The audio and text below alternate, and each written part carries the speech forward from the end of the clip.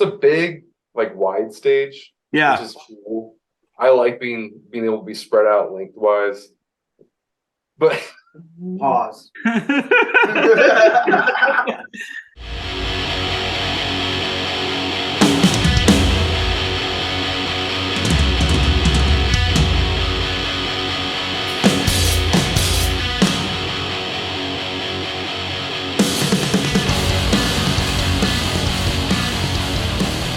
Guys, welcome to our first ever episode of It Happened at Soundspace. We are here with one of my favorite bands from Indianapolis right now, a band called MZMR. Guys, you want to say hi and introduce yourself? hi, I'm Kyle. I play guitar and I sing. Hello there, I'm Sam. I play drums. I'm Lewis. I play guitar. And I am Mitch. Play bass. Right on. And I am Mike. I am from Soundspace. Guys, thanks for doing this. Really looking forward to talking to you. So, Thank you, Mike. you guys have a big show coming up this week, right? Yep. On Saturday, man. Should be a pretty good time. Overslept. Hopefully, putting out some new tunes and get to play with a couple of other very, very cool local bands in Silent Bloom and Living Dream, man. So it's gonna be a great time. That's great. I didn't realize Overslept was playing that too, which is funny because my business partner Aaron Hogan is in Overslept. So Exactly. Soundspace love. Yeah, perfect. I'm really looking forward to seeing those guys too. So it's a good show. I found it kind of surprising. It's at White Rabbit. What's up with that? You ever played there? Long time ago, Different band. It was very interesting but cool. It's a big, like wide stage. Yeah. Which is cool. I like being able to be spread out lengthwise. But Pause. No, it is a cool stage though. It's a very large stage, so it's very spaced out. And the venue has really, really cool. They do cool stuff. Really cool stuff all the time. And Yeah. like a cool projection system. So it should be a cool time, man. We just got asked to Sam play. is really So excited about the projection hey, system. man, projectors are cool, dude. Projectors are cool. You got to get that AV club stuff in, man. Sam, I think you're like, I kind of think Sam and I might be the same person in different bodies and maybe just like a little bit different generation. So Yeah. I think I've been you in past lives.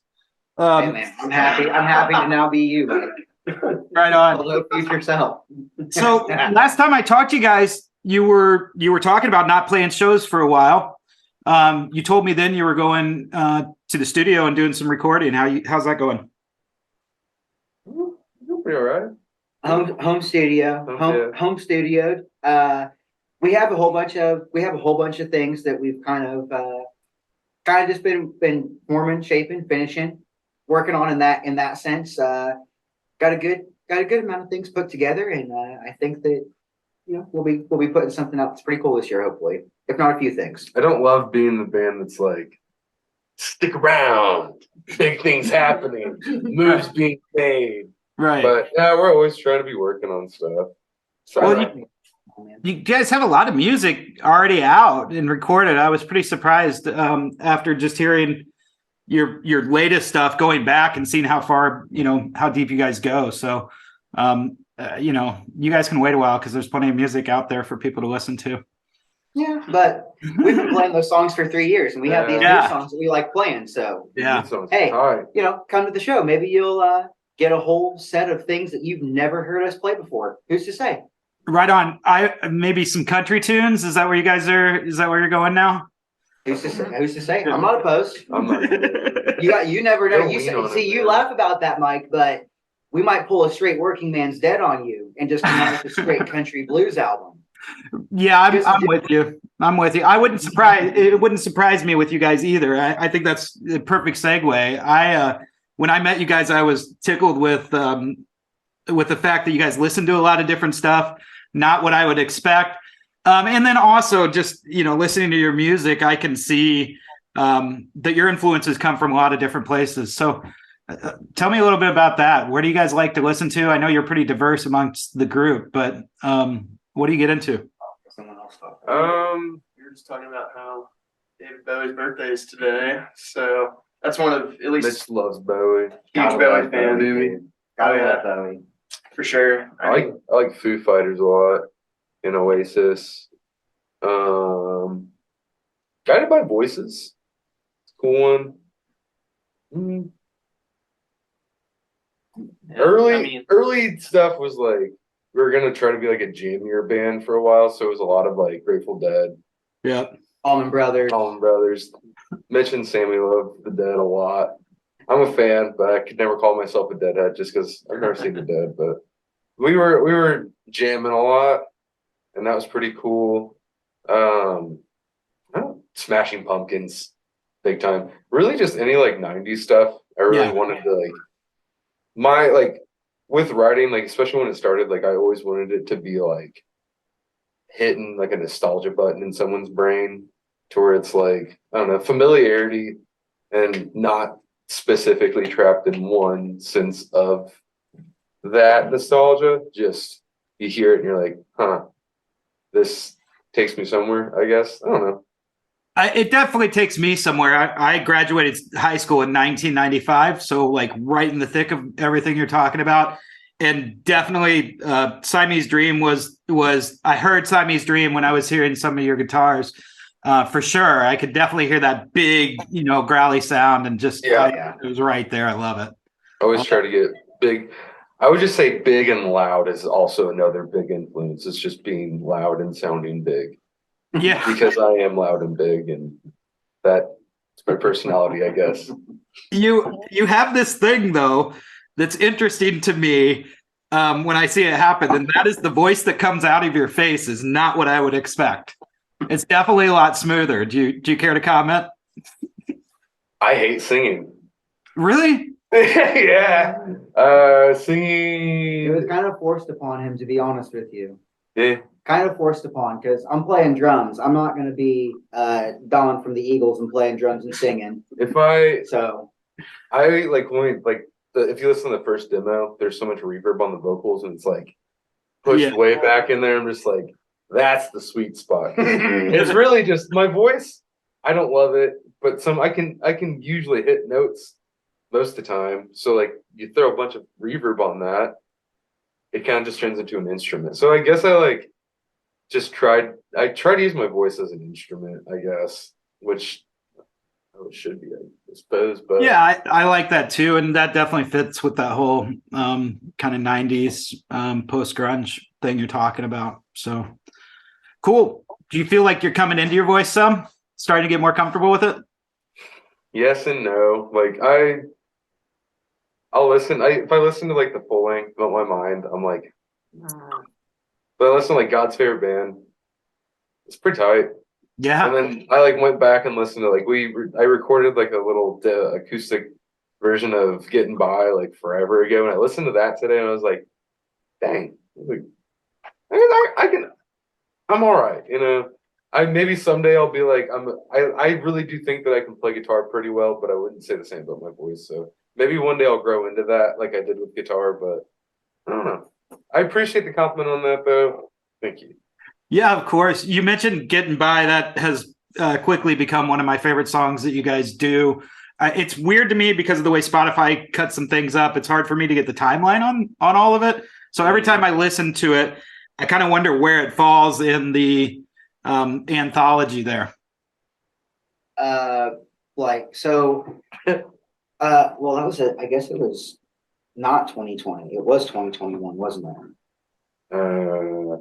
Yeah. So 2020, when we were supposed to have an album release show at Healer, April 20th of 2020, and we were going to have like a dual set night. This whole big thing. We've been working on it for months, and then a month before, 2 months before, everything gets canceled. We can't do nothing. So then we pretty much spent the entire summer of 2020, and we wrote pretty much all the songs that we put out in the last year or so, a good amount of them, not all of them, but a good amount of them.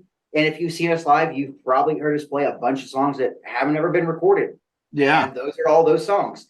And so we essentially, when we kind of figured out like, okay, May-ish is when we're going to be able to start doing stuff again. Like we think that shows are going to start happening again. Boom, boom, boom. We we just had a whole backlog of stuff, and we were like, you know what, we just want to put something out before shows start happening again, and that just happened to be the song that we chose. Right on. I told somebody I get all your handles on social mixed up, so I never really know who I'm talking to when I send messages. But that song has some Built to Spill vibes to me too, especially the guitar, the heavier Built to Spill stuff. You were talking to me about that. Because like after you said that, I like went around and like started listening to like more Built to Spill, and I was like,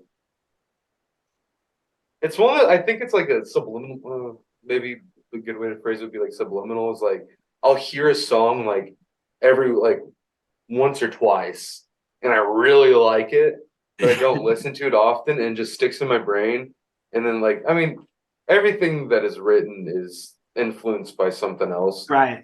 So I could and like listening to the Spill, I was like, I get it. Yeah, that was a good little connection. Right on. Like Built to Spill more. Yeah, I love Built to Spill personally, and especially the later albums that he's definitely been playing with that fuller guitar sound, and that is definitely, I think, the staple for you guys. It's just this big sound. So Sam, another thing that I love is a drummer who hits hard, and dude, you hit hard. How would you describe your style? You do, you really do. I don't know, man. I don't know, man. I started playing guitar when I was in the 5th grade. My brother got a drum set when I was in the 7th grade. He quit playing that drum set within 6 months. So there was a drum set in my basement, and I loved Slipknot and Blink-182. And I figured, hey, I want to try and figure this out. And so I sat in my basement for years on end playing Blink-182 and Slipknot. Right. And I don't know, man. Everyone that I watch play drums, I almost did it. They hit hard, man. Yeah. Everybody, all of them do. Hard as truck. Hard as truck, dude. They all do. Bonham does. Keith Moon does. Even the jazz guys do, man. Gene Krupa, Buddy Rich, all these guys are just absolutely attacking their drums like they're Mike Tyson. So, like, why are you going to play drums any different if you're going to play the drums? Like, what's the point? Right. But, you know, funny enough, like, you say that, but, like, earlier, I was sitting around and, like, to try and go on the opposite end of that, I was sitting around, you know, jamming and playing along with Amy Winehouse live in London. You know, like, that's also another, that's, like, a weird thing for me is, like, that's, like, a pinnacle for me is, like, that Motown-y jazz style of drumming. Like, I grew up listening to that stuff, too. So I feel like it all goes in there, but I mean, I don't know. I mean, if you're going to play the drums, you may as well hit them hard because that's what you're supposed to do, as far as I see it. Well, you better, because you're all the way in the back too. Nobody can see you. I've got these guys are playing JCM 100s, and like, sometimes you've got full stacks, and it's like if you're just back there tapping along, man, there's no train, there's no drive. You know, something's got to make people move. So. Thanks for doing it. You do. You know what I'm saying. I know. I'm going down the I'm going down the line here, Louis. It's good to see you again. You just had some personal big news, right? I did. I think we're talking about the same thing. Yeah. You graduated? I am going to be a dad. You heard it here first. Yeah. It's not mine, is it? So you have an interesting job to me. Tell us about it. Yeah, so actually today was my first day at Eskenazi as a graduate nurse. So that was exciting. Oh yeah. Yeah. Dr. Lou.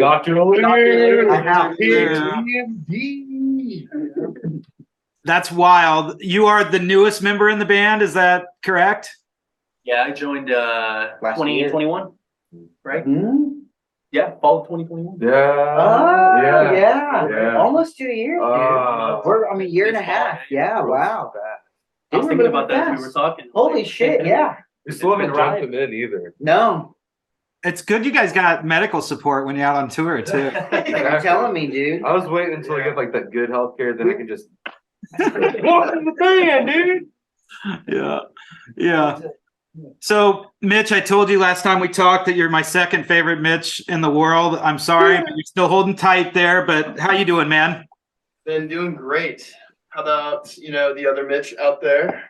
He's doing well. Big up Mitch Maxon out in Portland. I'm sure you won't ever hear this, but if you do, I miss you. Hey, shout out, Mitch. Shout out Mitch. I hope Mitch watches this. Yeah, So- been great.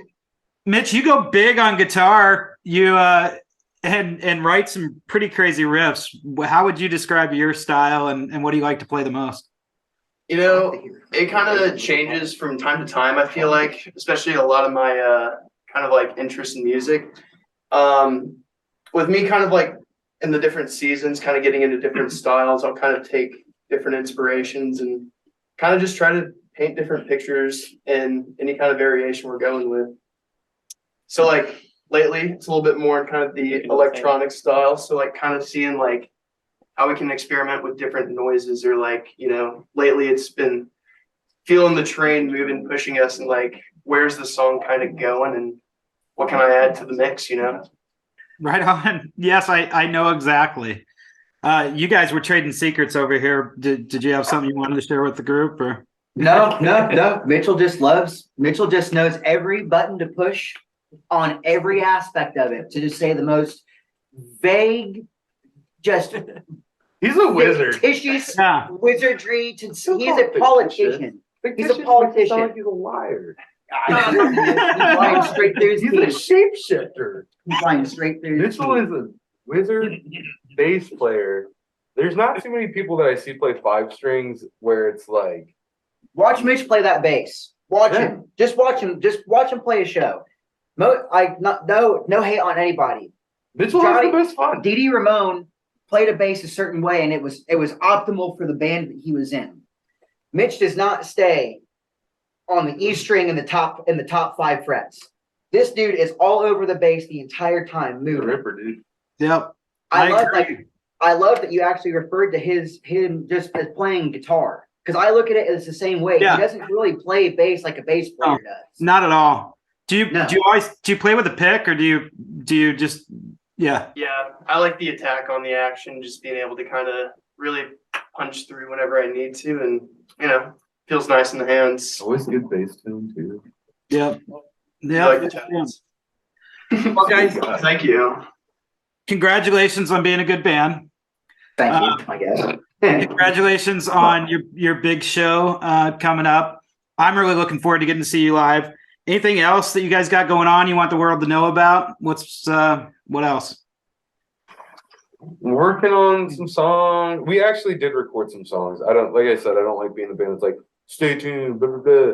But we did record some songs by ourselves upstairs for some kind of demo. We'll see if they get released as is, or if they'll get. We are going somewhere. Yeah, I was about to next say we're week, going too. to the We're going Helm, somewhere next week to do some stuff too. which so. doesn't Joel do the Helm recording studio? Mhm. We're recording there next weekend. I think we're doing 2 Couple songs songs. there, which that's gonna be sick. There's so much cool stuff there. Mics on mics, and I love being able to I like when we record our own stuff, but go into an unfamiliar environment and playing with stuff that's unusual to me, but I know is good stuff. Even good with not cussing. I don't know. I love it. It puts you in a different mindset. Like I said, it's a different environment. So I'm excited to see how that turns out and just bust out some cool tracks. So hopefully people can listen to some new songs that have been written for a while and haven't been recorded yet. So it'll be fun. Just pretty much in the future for us is just us having fun. Good. Where can we hear your music? Everywhere that you find music in the universe, man. It's on all them streaming platforms. It's on YouTube, but the best place to hear the music is at the show, man. Right on. MZMR, even though you guys don't know how to spell, I love you. I don't. That's thank just you. because I'm a poorly educated human being. I like to tell everybody that we couldn't afford the vowels. Yeah, Just like that's Wheel of good. Fortune. Cost savings. That's really good. Well, seriously, thank you for everything that you've done for Soundspace so far. Thanks for giving me the time on this. You guys rock. Everybody check out MZMR and stay tuned for more It Happened at Soundspace coming soon. What? Thank See you. ya. See you, Mike. Love you, bud. Let's go Thank you, buddy. practice. Bye-bye. The fuck's this stop button?